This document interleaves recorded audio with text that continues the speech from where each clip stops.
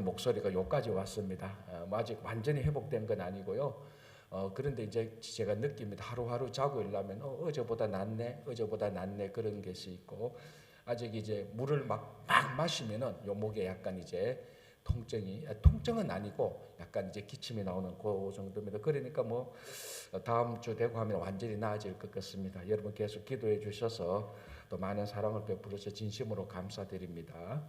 오늘 또 우리 오여성교회 또 헌신 예배하는데 여러분 또 힘내시라고 우리 격려의 박수 한번 같이 보내겠습니다. 감사하고요.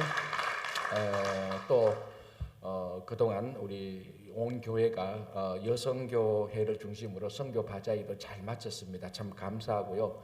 그러니까 이제 바자회하고 이런 행사하다 보니까 상대적으로 이제 다음 주부터 있는데 부흥회 있는데 부흥회에 대해서 좀 뭐라 그러나 분위기가 좀 약간 좀 아직 활기차지 않는 것 같은데 이제 다음 주 금요일, 토요일, 주일 허봉기 목사님 모시고 부흥회 하는데 여러분 좀 많이 참석해 주시기 바랍니다. 우리 허봉기 목사님은 우리 노예의 우리 노회원입니다. 그러니까 미국 장로교 노회원이고 제가 오랫동안부터 뭐 저보다 한 10년 정도 선배인데 사실 뭐 형님뻘이죠. 제가 옆에서 많이 보고 좋아하고 참 존경하는 사람입니다. 굉장히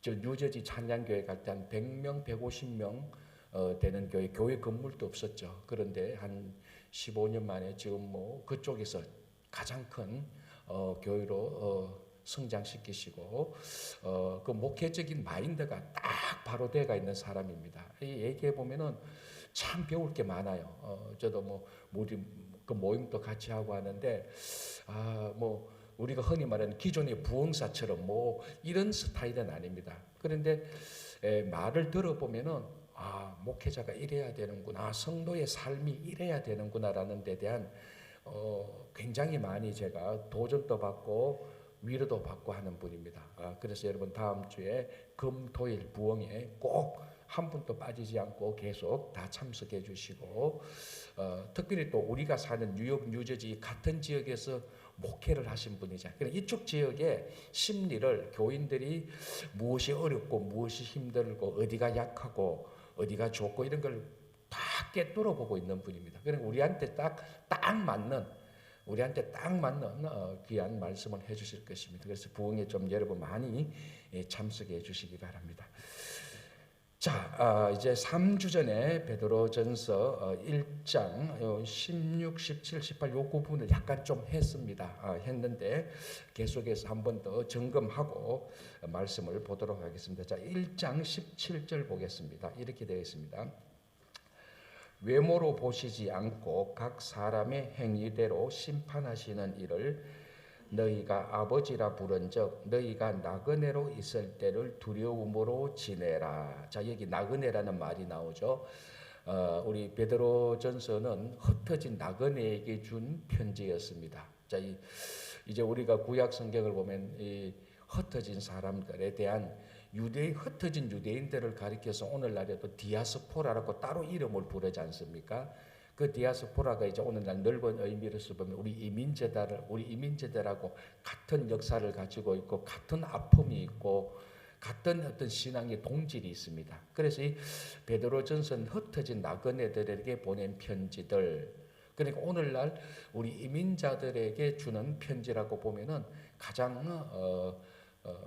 유사한 그런 의미가 되는 겁니다. 오늘 또 여기서 보니까 너희가 나그네로 있을 때를 정확히 우리말로 좀 풀어서 해석하자면 너희들이 이민자로 살아갈 때 이렇게 보면은 딱 우리들에게 주는 말씀입니다. 자, 외모로 보시지 않고 각 사람의 행위대로 심판하신다. 자, 여기서 이제 외모라는 것은 우리가 이렇게 겉으로 보이는 우리들 육신의 외모 이것도 분명히 맞습니다. 이것보다는 좀 더 나가면은 우리가 외모에 해당되는 것, 우리가 겉으로 과시하는 것들이 있지 않습니까? 내가 뭐 성골인데 진골인데라는 것처럼 혈연, 특별히 또 미국에 살면 인종 문제, 요즘은 그래도 많이 완화되고 있지만 여전히 백인 중심주의라고 말하는 뭐 인종 문제, 혈연 문제, 신분, 지위, 그리고 뭐 학력, 그리고 자기가 태어난 배경, 흔히 요즘 이제 한국에서는 뭐 그 그 공식적인 용어가 됐던 단어 금수저와 같은 사람들, 이런 사람들, 그리고 지금까지 자기가 행했던 업적, 뭐 이런 것들이 여기에 들어가는 다 외모라고 볼 수 있습니다. 혈연, 인종, 학력, 배경, 뭐 신분, 지위.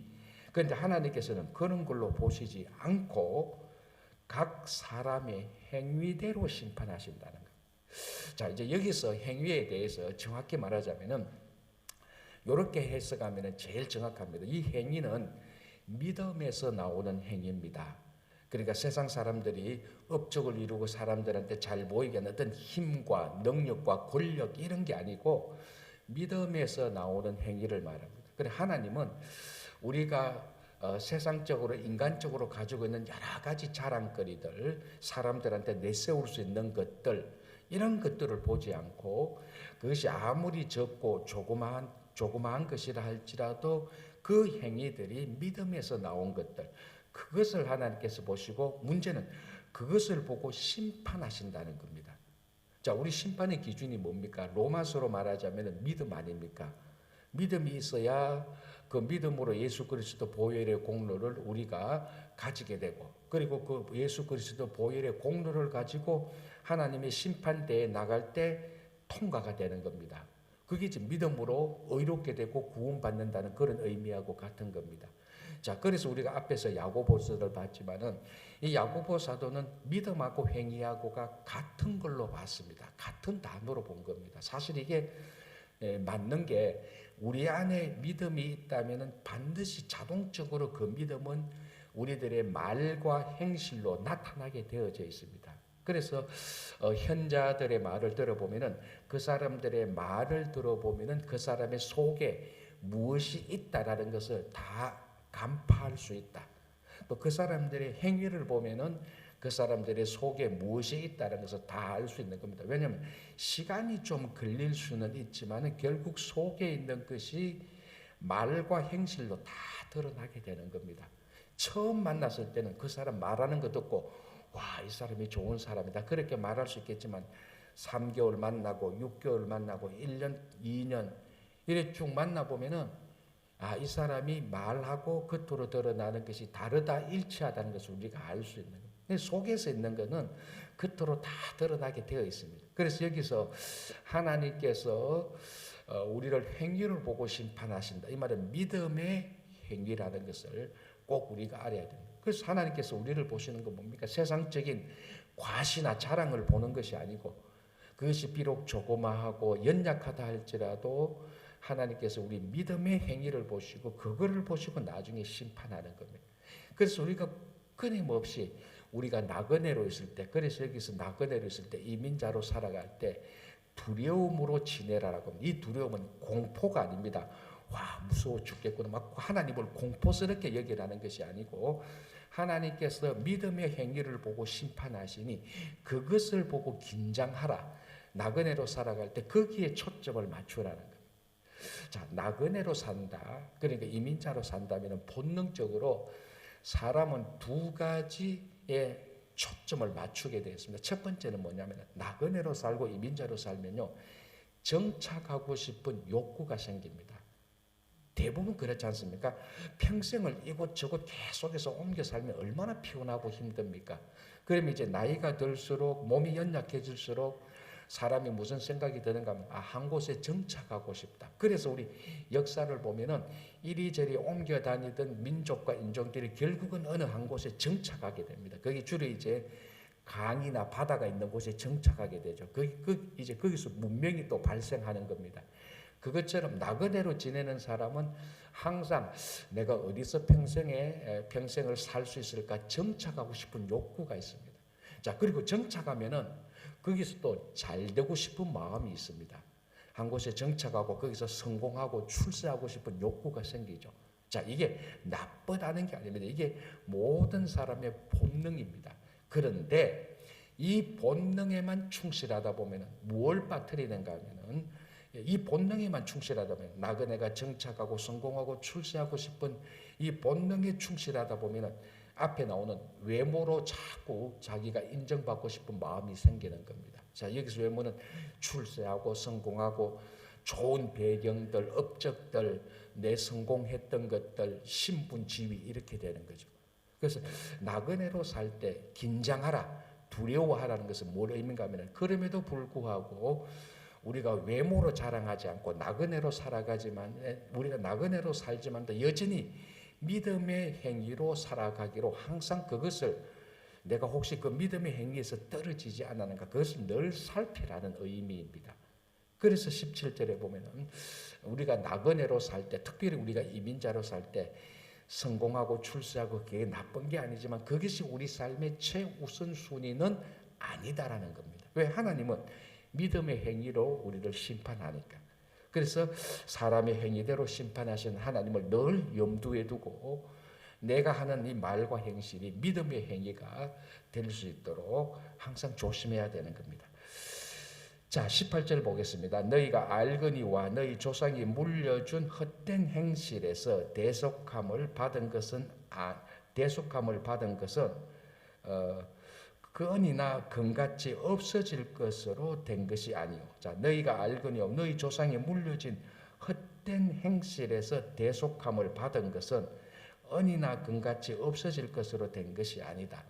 헛된 행실에서 대속. 자, 여기서 일단 대속이라는 말은 무엇인가 하면은 전통적으로 옛날에 노예 시장을 가면 노예가 있습니다. 그래서 이 노예를 내가 노예 값을 지불하고 노예 주인에게서 노예를 내가 삽니다. 그럼 이 노예는 내 것이 되는 겁니다. 그래서 내가 이 노예를 이제 당신은 더 이상 노예로 살지 마세요. 당신은 자유롭게 사세요 하고 풀어주는 행위. 이런 것들을 말하는데 여기서 대속에 반드시 필요한 것은 노예 주인에게 노예값을 지불해야 되는 겁니다.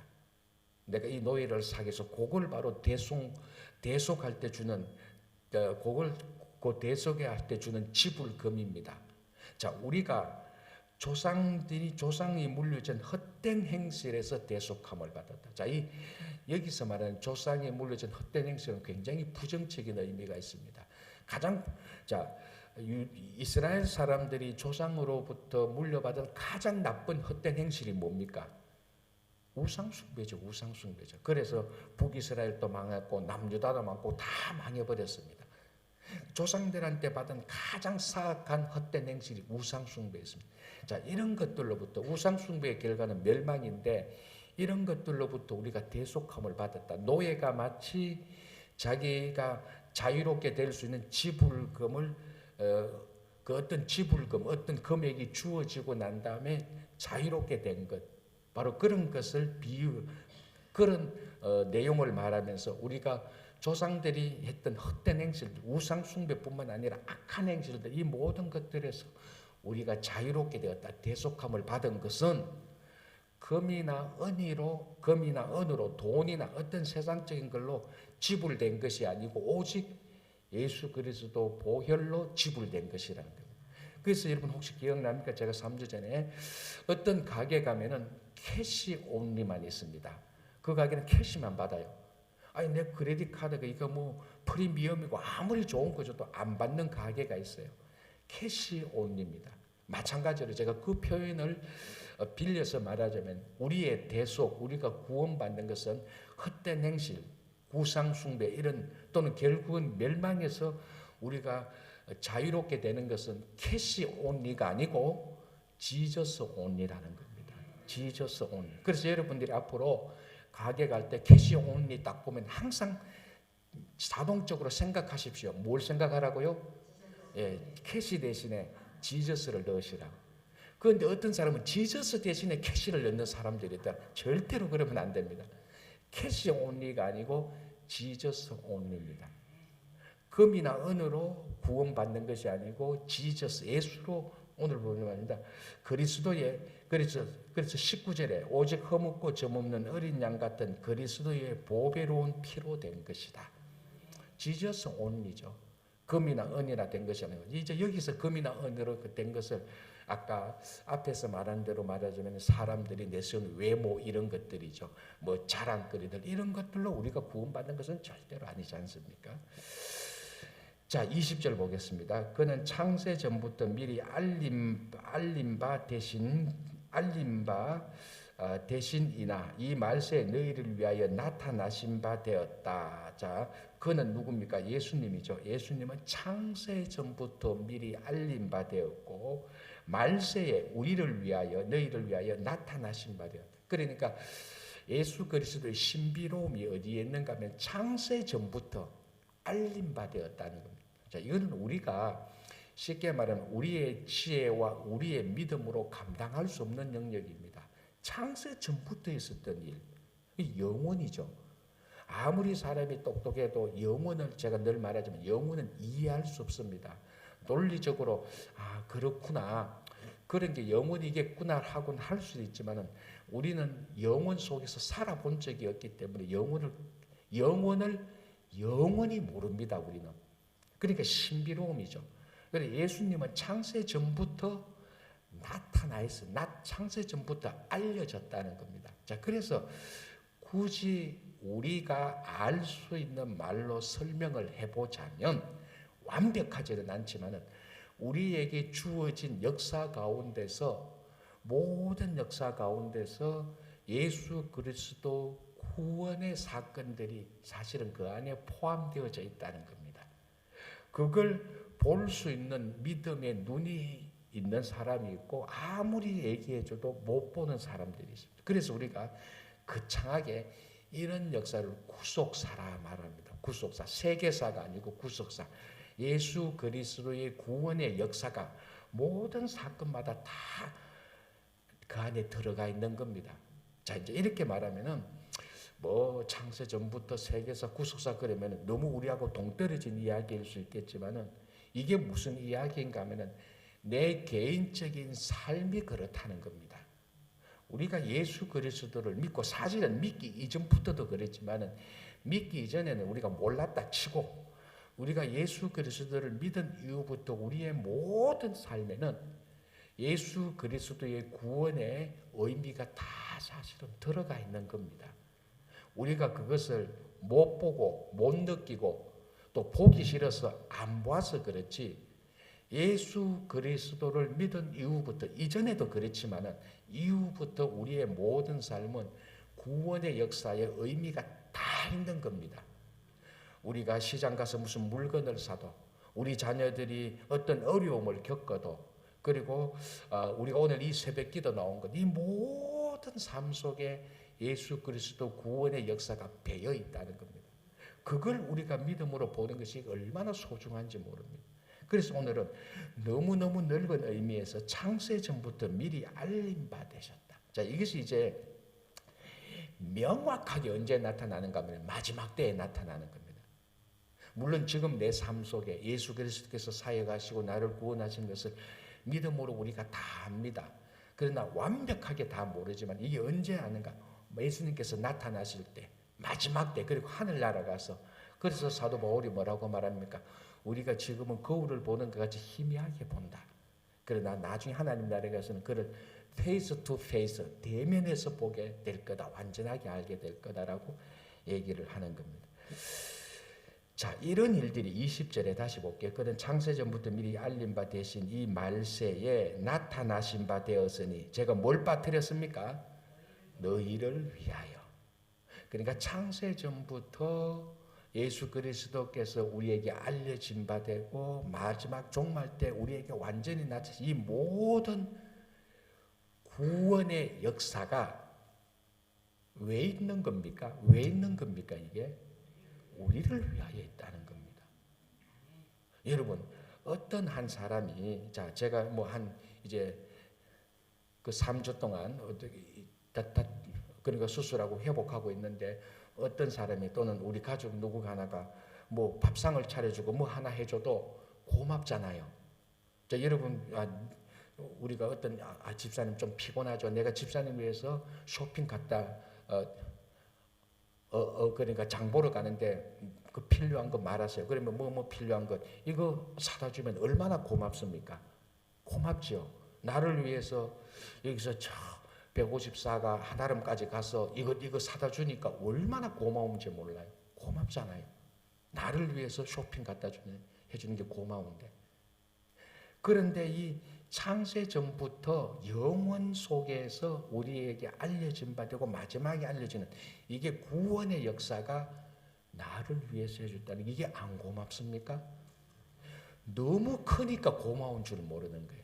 늘 말씀드리지만 물고기가 물의 고마움을 모르고 우리가 공기가 너무 많으니까 자연스러우니까 어제 여러분 하루 살면서 공기야 참 고맙다라고 생각해 본 사람은 거의 없을 겁니다. 거의 없을 거예요. 그죠? 너무 고마움이 크니까 못 느끼는 겁니다. 이 구원의 역사가 우리를 위하여 있었다는 겁니다. 나 한 사람에서. 이건 뭐 시장에 가서 물건 하나 사다 주는 정도가 아니죠. 그래서 우리가 때로는 낙담되고 어렵고 힘들 때 가장 큰 고마움, 감사, 이 구원의 역사를 생각하면은 뭐 자질구레하게 이렇게 오는 것은 언제든지 우리는 극복하고 넘어갈 수 있는 겁니다. 그게 신앙의 힘이죠. 그게 신앙의 힘 아닙니까? 뭐 신앙의 힘이라고 하니까 하늘에서 뭐 벼락이 떨어지고 하늘에서 힘이 생기고 그런 거는 하나님의 특별한 행위 가운데서 나타나는 것이고 그런 이상한 요행을 바라지 말고 가장 구원해 주신 그 감사함에서 나오는 그 힘, 그 위로, 그 격려로 우리는 사사로운 사소한 일들을 다 극복할 수 있는 겁니다. 누구 좀 시기심이 좀 생기고 좀 삐지고 기분이 좀 나쁜 거 어마어마한 구원의 역사를 생각할 때 다 극복할 수 있는 거지 않습니까? 이게 신앙의 힘입니다. 신앙의 힘이 다른 게 아니고. 그죠?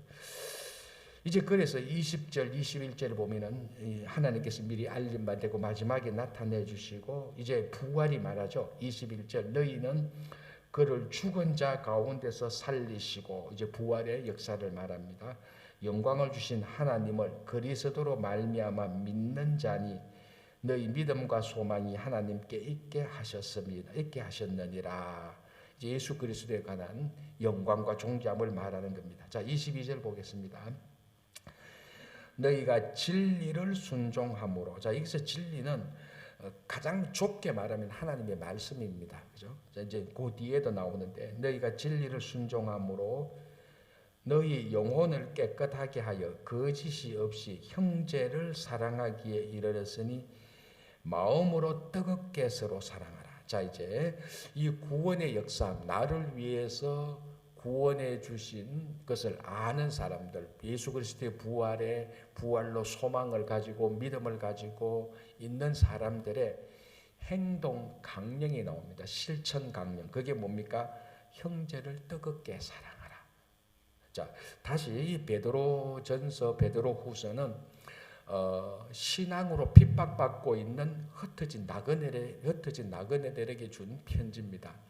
그러니까 이 사람들이, 이 성도들이 예수 그리스도를 믿는 것 때문에 많은 핍박을 받고 손해를 보고 불이익을 당합니다. 우리말로 하면은 예수 믿는 것 때문에 우리 자녀들이 대학을 나와도 아예 뭐 대학조차도 못 들어가는데 어떻게든지 대학을 나왔다 할지라도 우리 또 자녀들이 굉장히 능력이 있다 할지라도 예수 믿는 것 때문에 취직도 안 되고 나도 뭐 좋은 직장에 들어갔는데 예수 믿는 것이 발각이 되어서 쫓겨나고 뭐 이런 불이익들 또 특별히 우리가 앞에서도 사도 바울의 편지들을 봤다시피 그 당시에 예수 믿는 사람들, 예수를 따라가는 사람들을 가장 많이 핍박했던 사람들이 같은 동족인 유대인들이었습니다. 자, 그런 핍박을 받고 또 로마 정부, 로마 국가로부터 핍박을 받았죠. 그러니까 뭐 밖에 나가면은 이 예수 믿는 것 때문에 너무너무 힘든 상황이 많은 거예요. 자, 그러면 이 사람들이 실제적으로 어디서 위로를 받겠습니까? 물론 예수 그리스도의 사랑과 구원으로 위로를 받죠. 그러나 실제적으로 집에 들어갔는데 서로 그 가족 간의 사랑이 있다면은 거기서 큰 위로를 받는 겁니다. 성도들의 공동체에서 서로 사랑하는 그 사랑의 힘으로 밖에서 환난받고 핍박받고 무시당해도 성도들의 공동체, 교회, 믿음의 가정에 들어가서 이 사랑으로부터 그게 다 회복이 되는 겁니다. 위로를 받는 거죠. 그래서 이 핍박받는 흩어진 나그네들에게 준 가장 중요한 행동 강령이 서로 사랑하라. 이 사랑으로 외부에서 받는 환난과 어려움을 다 극복할 수 있다는 겁니다. 자, 제가 뭐 이렇게 본문을 풀어서 해석했지만 이거는 우리 일상적인 삶 속에서도 지극히 당연한 겁니다. 밖에 나가서 실컷 시달리고 지쳤는데 집에 오면은 따뜻함과 아늑함과 위로함이 있으면은 그렇지 내가 이 맛에 살지. 그래 또 위로받고 그 다음날 아침에 또 세상을 나갈 수 있습니다. 누구든지. 그런데 세상에서 지치고 피곤했는데 집에 왔는데도 난장판이다. 이 집에 안 들어오는 거죠. 집에 가봤자 집에 가면 더 난장판이면. 그러면 세상에서 피곤하고 지친 영혼이 위로받을 데가 없습니다. 그러다 보니 마약에도 손대기도 하고 술 마시러 가기도 하고 딴짓하러 가기도 하고 그렇게 하는 도박하러 가기도 하고 우리들의 삶 속에 이게 신앙적으로 오늘 베드로전서는 말하고 있지만 우리 실제적인 삶 속에는 이 사랑이 없으면 그러니까 교회 공동체의 사랑이 없으면 가정의 사랑이 없으면 밖에서 지치고 피곤했던 사람들이 어디 가서 위로를 받겠습니까? 그래서 가정과 교회는 어쩌든지 사랑이 있어야 되는 겁니다. 사랑. 그런데 자, 이 사랑이 이제 중요하죠. 22절에 너희가 진리를 순종함으로 아까 내 진리가 말씀입니다. 말씀에 순종한 그러니까 더 우리가 여기서 한 단계 더 나가면은 이런 사랑은요. 아까 제가 말했던 가정의 사랑은요. 예수 안 믿어도 가정 사랑이 있는 가정들이 있어요. 그죠? 그러나 우리는 우리의 사랑은 예수를 믿는 말씀에 순종하는 사랑으로 한 발자국 더 나가야 되는 겁니다. 그래서 이제 교회에서 사랑은 세상적인 사람과 구별된 세상적인 수단과 세상적인 방법으로 행해지는 이루어지는 사랑이 아닌 예수 그리스도의 사랑, 말씀에 순종하는 사랑이 있어야 되는 겁니다. 이게 깊이가 있고 이게 더 순전한 사랑이죠. 가끔 보면 어떤 믿음의 공동체에 사랑이 있습니다. 그런데 이 사랑을 가만 보면은 전부 다 세상 사랑하고 똑같다 그러면은 이거는 교회에서 구별된 진리에 순종하는 사랑이 아니고 세상의 사랑하고 똑같은 겁니다. 이거를 우리는 구별된 사랑으로 더 한 발자국, 아니 더 본질적으로 나가야 되는 겁니다. 그래서 22절에 너희가 진리를 순종함으로 너희 영혼을 깨끗하게 하여 거짓이 없이 형제 사랑. 신앙 사랑이죠. 신앙으로 사랑하는 것을 말하는 겁니다. 자, 23절 보겠습니다. 너희가 거듭난 것은 썩어질 씨로 된 것이 아니요 썩지 아니할 씨로 된 것이니 살아있고 항상 있는 하나님의 말씀으로 되었느니라. 자, 씨앗 말하죠. 우리가 거듭난 것은 썩지 아니하는 씨앗으로 되었다. 자, 근데 이 씨가 뭐냐면은 씨앗이 뭔가 하면 23절 끝 부분에 하나님의 말씀이라고 말합니다. 자, 씨앗이 하나님의 말씀이다. 무엇이 생각납니까, 여러분? 씨 뿌리는 비유가 생각나죠. 이게 이제 요런 데서 요런 말씀에서 이 베드로가 말하는 특별한 어떤 베드로가 말할 수 있는 특별한 말씀이 나오는 겁니다. 왜 베드로는 바울과 달리 자 옳다 그러다 누가 잘한다 못한다 안 했고 베드로는 베드로 바울은 바울대로 각각의 신앙의 특징들이 있습니다. 우리 한 사람 한 사람 신앙의 특질이 다 있죠. 누구는 말씀에 강한 사람, 누구는 찬양에 강한 사람, 누구는 기도에, 누구는 뭐 구제에 관한 다 나름대로의 신앙의 특징들이 있습니다. 근데 베드로는 바울과 다른 차이가 뭡니까? 3년 동안 실제로 예수님과 같이 따라다녔습니다. 예수님께서 하신 비유의 말씀을 다 들었고 그 해석하는 것을 옆에서 다 들었습니다. 물론 그 당시는 못 알아들었지만은 나중에 성령 받고 사역할 때 예수님의 말씀이 그게 이것이었구나. 그리고 그 말씀을 듣고 본인이 사역할 때 그 말씀에 대한 의미를 또 의미로서 사역을 하게 되는 거죠. 자, 여기도 거듭난 것은 썩어질 씨가 아니고 썩지 아니할 씨다. 이걸 예수님 베드로가 내가 씨 뿌리는 비유를 들어서 이런 말씀을 한다. 그런 말은 안 하지만은 그런 것이 배어 나오는 흔적들이 있습니다. 자, 씨 뿌리는 비유에서 4가지 땅에 뿌려집니다. 그죠?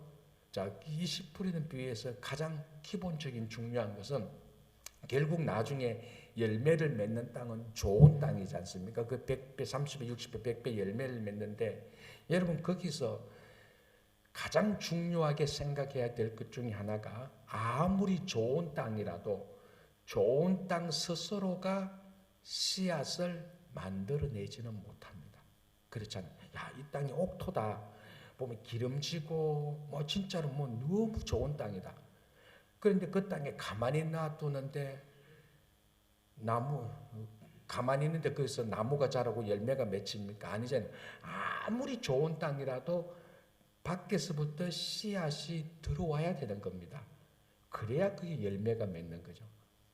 그러니까 우리 주변에 보면은 좋은 성품의 사람이 분명히 있습니다. 반대로 더러운 성질도 있죠. 중요한 것은 그 땅에 씨앗이 뿌려지는 게 중요합니다. 아무리 좋은 땅이라 할지라도 씨앗이 뿌려지지 않으면 열매를 못 맺죠. 자, 그래서 23절에 마지막엔 하나님의 말씀이다. 씨앗이 하나님의 말씀이다. 우리 씨 뿌리는 비유에도 그 씨는 하나님의 말씀의 비유입니다.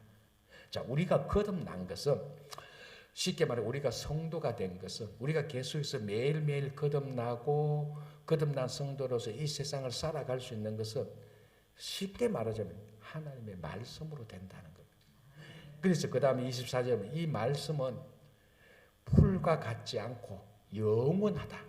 하나님의 말씀은 영원하다. 그래서 우리는 계속해서 매일 죽을 때까지 하나님 나라에 갈 때까지 이 말씀을 통해서 매일매일 거듭나야 되는 겁니다. 아무리 여러분 이 사람의 성품이 좋고 태어날 때 성품과 성격이 아무리 좋아도 한 사람의 성도가 성숙하기 위해서는 말씀이 들어가지 않으면 절대로 안 됩니다. 그래서 이 사람 참 성품은 좋죠. 그러나 신앙적 성숙하고는 다릅니다. 그걸 우리는 분별할 줄 알아야 됩니다. 물론 신앙적으로 성숙해도 기질이 급한 사람도 있고 기질이 다른 사람이 있어요. 그러나 우리는 기질을 보는 것하고 신앙적 성숙 보는 것하고 구별할 줄 알아야 됩니다. 때로는요, 여러분 오해는 하면 안 됩니다. 성질 더러운 사람 가운데 성숙한 신앙이 있어요. 있다고. 왜냐하면 이 사람은 성질은 되게 못났는데 얘기해 보면은 성숙된 신앙이 있어요. 그런데 이 성격이 안 좋은 게 이게 안 좋은 게 강하기 때문에 어떨 때는 신앙을 자꾸 공격해서 어떨 때는 휘청휘청거리는 경우도 있지만 그런데 본질적인 것은 신앙이 성숙한 사람이 있어요. 그게 바로 말씀으로 거듭나기 때문에 그렇습니다. 제일 좋은 거는 옥토에 좋은 씨앗이 뿌려지는 거죠. 그게 가장 좋은 전형적인 겁니다. 지금은 그걸 말하는 겁니다. 우리가 거듭나는 것은 하나님의 말씀입니다. 근데 이 말씀은 영원하다. 여기 24절에 모든 육체는 풀과 같고 그 모든 영광은 풀의 꽃과 같으니 풀은 마르고 꽃은 떨어진다. 아무리 여러분 좋은 꽃이라도 열매를 할지라도 다 영원하지 않습니다. 그런데 말씀은 영원하죠. 그래서 25절에 보십시오. 오직 주의 말씀은 세세토록 있도다 하였으니 너희에게 전한 복음이 곧 이 말씀이다. 그럼 여러분 복음이 뭐냐 하면은 좋은 소식 아닙니까? 이 좋은 소식에 하나님의 말씀이 빠져 있다. 그 좋은 소식이 될 리가 없는 거죠. 이 좋은 소식, 복음은 하나님의 말씀입니다. 그래서 오늘날 다시 말씀드리자면 우리들에게 이 성경 말씀이 주어져 있다는 것은 정말로 보배 중에 보배입니다. 보배 중에 보배죠. 그런데 이 말씀을 우리가 늘 사모하고 읽고 말씀대로 행하는 것, 하나님께서 그것을 보시고 우리를 심판한다는 것. 그래서 오늘 여기까지만 보겠는데요. 우리 특별히 헌신예배드리는 오여성교회 그리고 이 새벽에 나오신 분들 다시 한번 우리들이 말씀으로 돌아가서 말씀으로 거듭나게 되고 말씀의 능력으로 말씀의 위로가 여러분들에게 항상 함께 하시기를 간절히 바랍니다. 기도하겠습니다. 하나님 아버지 감사합니다. 오늘도 이 아침에 저희들 깨워주시고 생명을 주시고 말씀을 듣게 해주시니 감사합니다. 주님, 오늘도 이 아침에 들었던 베드로전서 말씀을 통하여서 우리를 위로해 주시고 격려해 주시고 능력을 더하여 주시옵소서. 특별히 헌신 예배를 오여 성교회 이하 모든 성교회를 주님께서 사랑하여 주시고 맡겨진 사역을 잘 감당케 하여 주시옵소서. 특별히 다음 주 금, 토, 일 3일 동안에 우리 말씀 부흥회가 있습니다. 이번 또 부흥회를 통하여서 귀한 말씀을 듣고 우리가 또 하나님 기뻐하시는 성도로서 잘 살아갈 수 있도록 인도하여 주시옵소서. 예수님 이름으로 기도합니다. 아멘.